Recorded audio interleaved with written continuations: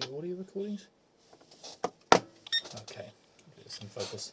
So I guess I'll worry about getting each and every other thing perfect and exact, one thing at a time, later on. You can correct the lighting later, you can always improve the angles later, you can improve presentation and the script later. I've got to save myself the time, not too much in the edit, even though I've got way better equipment to do with editing than he ever did when he first started. Than most people, most people don't start with the fully built computer, they start with a shitty laptop. I guess this is the film I'm going to be reviewing. So, Sicario 2 was directed by Stefano Solma. Don't know this guy. Don't know any of his other names. Not Denis Villeneuve. And instead of Roger Deakins, the director of photography is now Dariusz Wolski. Or Wolski. One of them. I don't know him. Once again stars Josh Brolin and Benicio del Toro. No Emily Blunt this time around. But it is still written by Taylor Sheridan. It's supposed to take place, I guess, like a little bit after the events of the first one. Apologies about the squeaking, that's my chair. It's absolutely awful. I remember initially preferring this over the first one because while I've come to appreciate the first Sicario film, it didn't hit me immediately just how great it was because I was going in expecting an action movie when really it's a thriller. It's a very tense thriller that doesn't have a lot of shootouts, but it just has a lot of waiting, a lot of situations that you're supposed to make you feel uneasy. You're meant to be uncomfortable at them. This is very similar to that in terms of tone. It doesn't quite have any one particular standout moment like the border crossing in the first one, but it does have a few moments that try to recreate that pretty successfully, like a different type of border crossing where there's a convoy and they're constantly on the lookout for a potential ambush. It's all handled very well. Once again, in this film, it's less about the shooting and more about the build-up to the shooting, although there is considerably more action in this film. But, quoting Chris Stuckman, the action doesn't really feel like action. It feels just like a natural part of the conversation. It's an extension of the world building. It's an extension of this morally ambiguous world where people just kind of get gunned down and they either die instantly or they take forever to bleed out. And even if they do, they'll probably die in some unceremonious way, nothing special, which is exactly what happens in this film. There aren't, dozens of bodies, but when you do see people die, it's quite shocking. I remember it shocked me at first when I first saw it. It does live in the shadow of the first one, but it's one of those rare combinations of films where there's only two of them rather than three, and I appreciate this film for what it is. I actually did prefer it because I preferred the pacing, and despite missing Emily Blunt and Roger Deakins and Denis Villeneuve, I still find myself rather enjoying this film. Their presence is somewhat lacking, but at the same time, her arc was finished in the previous film, so I appreciated that they knew they could continue on with these two characters, or rather Taylor Sheridan did. And as for why they haven't made another one, well, they've both moved on to other things. Josh Brolin is now doing the Dune films, or has done, for that matter.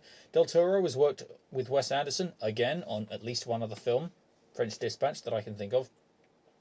And although it leaves open the possibility for a follow-up with this young kid, and Alejandro, it's not entirely clear what happens, and I really like that because it only just occurred to me rewatching it this time that even though we're to assume he wants to train him because he's like, okay, maybe this kid's got some potential, we could bring him over to our side, it never occurred to me, what if he's just saying that to mess with him, and as soon as he closes the door, he kills him? We will never know. Objectively, is it as good as the first one? Probably not. The first one can stand on its own.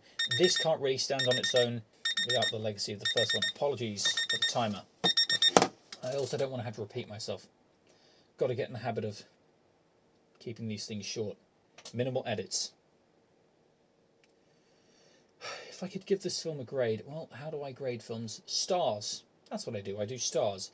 If the first film was an A, A-, I'd say this is probably an A- again. The cinematography, while not as good, is very, I don't want to say basic. It's very documentary-esque.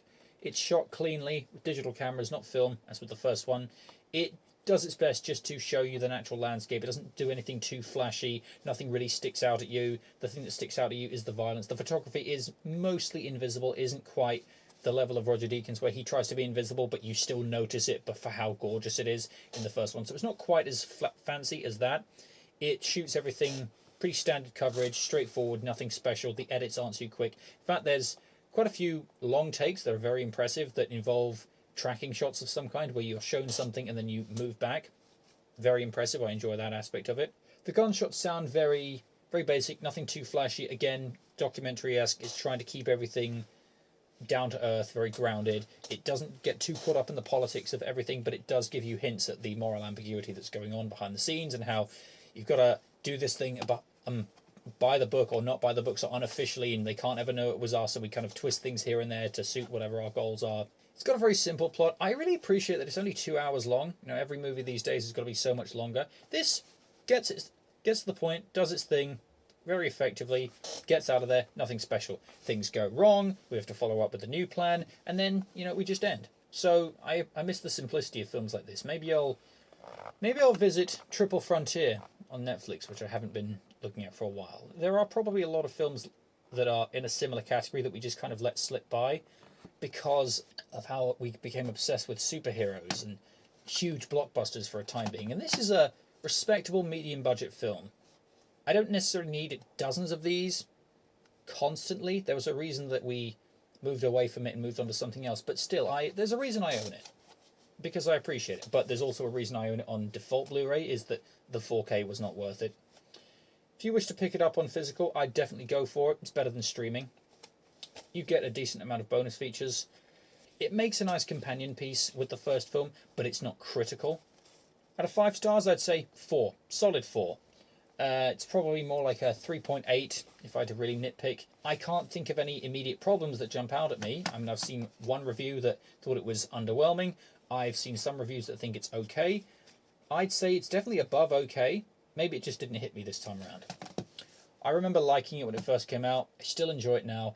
I could have watched it under better circumstances, but if you know what you're getting into, I would advise you watch the first one to begin with, then follow up with this, maybe immediately, maybe not, but you'll have a good time. So, enjoy.